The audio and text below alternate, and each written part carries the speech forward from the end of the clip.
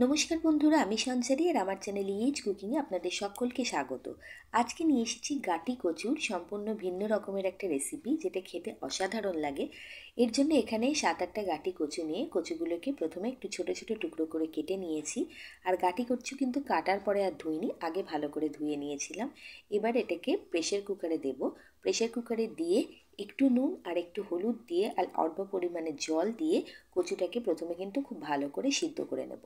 আর কচুটা সিদ্ধ করার জন্য আমি এখানে জাস্ট একটা হুইসেল দিচ্ছি। কচু এমনিতেই নরম, ফলত একটা হুইসেল দিলে কিন্তু কচুটা বেশ ভালো মতো নরম হয়ে যাবে। পরে রান্নার সময়টাও কিন্তু কম লাগবে আর তেলের ব্যবহারটাও কম করতে হবে। নাহলে কচু ভেজে ভেজে নরম করতে গেলে কিন্তু অনেকটা সময় লাগে। নুন হলুদ জল দিয়ে কচুটাকে আমি সিদ্ধ বসিয়ে দিচ্ছি এবং তারপর একটা সিটি দিয়ে নিচ্ছি।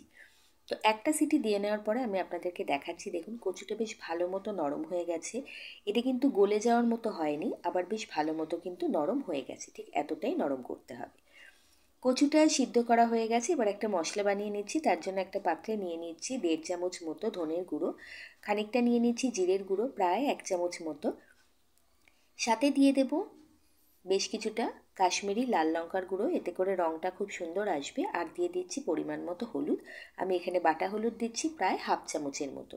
এবার জল দিয়ে মশলাটাকে গুলে রেখে দেবো। এইভাবে গুঁড়ো মশলাকে জল দিয়ে গুলে রাখলে মশলাটা একটু ফুলে যায়, আর রান্নার সময় কিন্তু বাটা মশলার একটা ফ্লেভার আসে, তাতে রান্নার স্বাদটা অনেকটা বেড়ে যায়।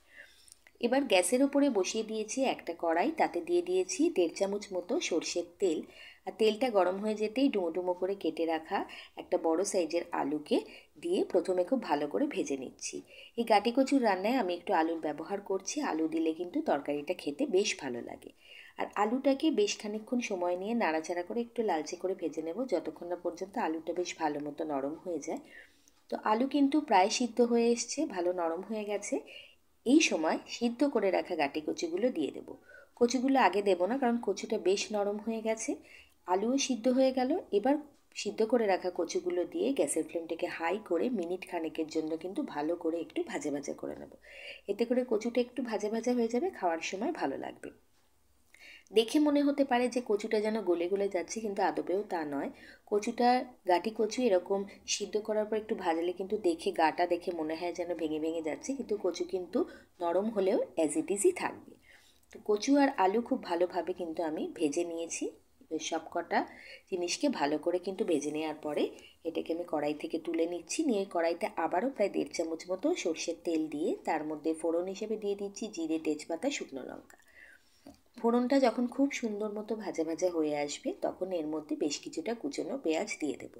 নিরামিষ আমিষ সব রকমভাবে এই কচুর তরকারিটা কিন্তু করে খেতে পারেন, কিন্তু খেতে খুব ভালো হয়। গাটি কচুর এইরকমভাবে আমিষ তরকারি কখনো বানিয়ে খাবেন, দেখবেন খেতে খুব ভালো লাগে। আর প্রথমে দিয়ে দিলাম একটুখানি রসুন কুচি। রসুন কুচিটা ভাজা ভাজা হয়ে যেতে তারপরে দিয়ে দেবো হচ্ছে কুচনো পেঁয়াজ। পেঁয়াজ কুচি দিয়ে পেঁয়াজটাকে প্রথমে একটু লালচে লালচে করে ভেজে নেব। আজকের এই গাটি কচুর রেসিপিটা শেষ পর্যন্ত দেখার পর যদি আপনাদের একটু ভালো লাগে, তাহলে অনুরোধ করব বন্ধু হয়ে পাশে থাকার জন্য, ছোট্ট করে লাইক করে দিয়ে শেয়ার করে দেওয়ার জন্য, আর আমাকে একটা কমেন্ট করার জন্য। এইভাবে একবার বানাবেন, খেতে খুব ভালো লাগবে। তো পেঁয়াজটার কিন্তু রঙটা হালকা পরিবর্তন হয়ে গেছে, একটু বাদামি বাদামি রঙটা হয়ে গেছে। এবার আমি এর মধ্যে দিয়ে দিচ্ছি 2 থেকে 3 চামচ মতো টমেটো পিউরি। আপনার হাতের কাছে যদি কাঁচা টমেটো থাকে তাহলে একটা টমেটো কুচো কুচো করে এর মধ্যে দিতে পারেন।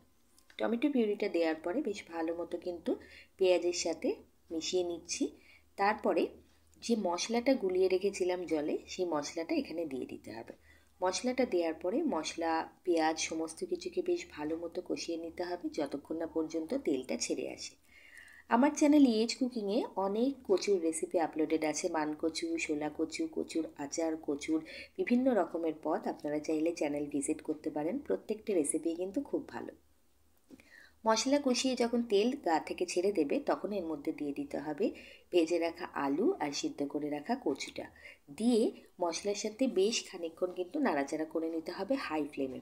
প্রায় মিনিট খানেকের মতো ভালো করে নাড়াচাড়া করে নিয়ে এর মধ্যে আমি হালকা গরম জল দিয়ে দিচ্ছি। একদম কাঁচা জল দেবেন না, জলটা একটু গরম করে দিলে রান্নার স্বাদ খুব ভালো আসে।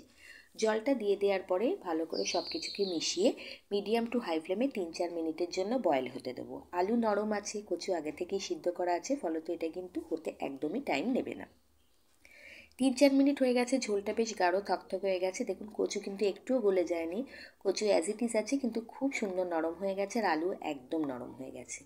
ঝোলও বেশ মাখা মাখা হয়ে গেছে, এই ঝোলটা একটু থকথকে মাখা মাখাই হয়।